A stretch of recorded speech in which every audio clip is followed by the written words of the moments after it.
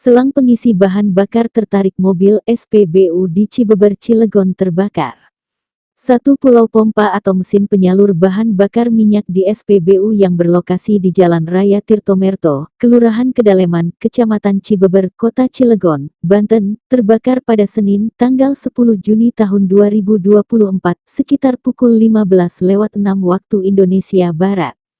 Peristiwa kebakaran itu terjadi usai selang di SPBU itu tertarik karena masih menempel di salah satu kendaraan konsumen yang tengah mengisi bahan bakar.